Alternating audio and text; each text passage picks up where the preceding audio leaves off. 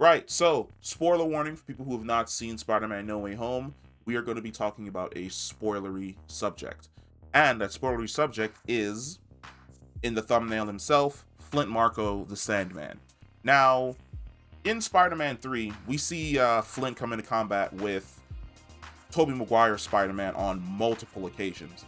And he bests him on multiple occasions. Even on one of them, the underground train fight.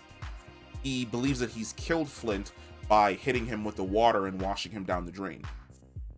Flint is able to reconstitute himself from mud to sand back into his human form. And it's one of the things that the movie always makes Flint go through. When he's doing big sand constructs, he looks like a giant sand monster. Once the sand constructs are done, he typically reverts back to his solid human form. When he's in his human form, we see him get hit, fall, sit down, walk around, and we don't see any sand come off of the character in any way, shape, or form. In No Way Home, that is not the case. The very first time we see Flint, it looks as though he's struggling to reconstitute himself in the woods. And then when he does reconstitute himself, he doesn't look human.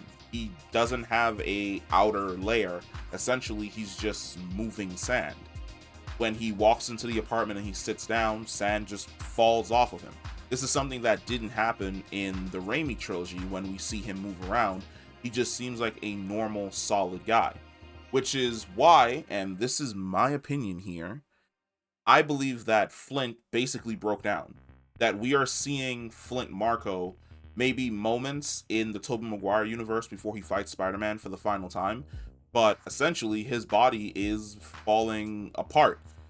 Flint Marko is dying. He may not know that he's dying, but whatever happened to him to change him into living sand was never a permanent thing and might have just been a completely temporary thing. The reason why he can't revert back to just his normal human form or take on the forms of, other people is essentially because he's unstable now.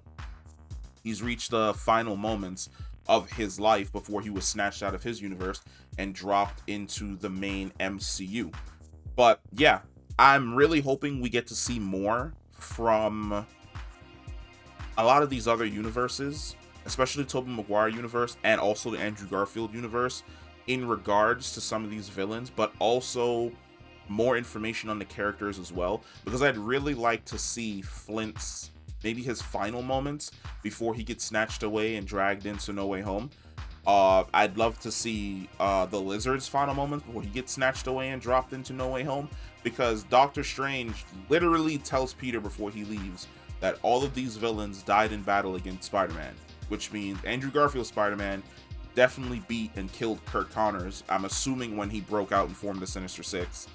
And it seems as though Flint Marko, from the way in which he looks in No Way Home, he simply just broke down. He reached the end of whatever type of tortured life that he had living as a giant sand monster.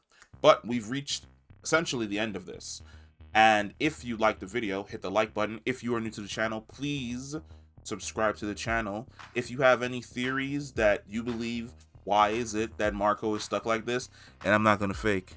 One of the main theories may just be because, Marvel and Disney really didn't want to pay to CGI Marko as a human, then CGI him as sand, and then CGI him back as a human again. So it could definitely be a money thing and not actually him dying from like the terminal part of his transformation, but we will never know. I will catch you in the next one. Peace.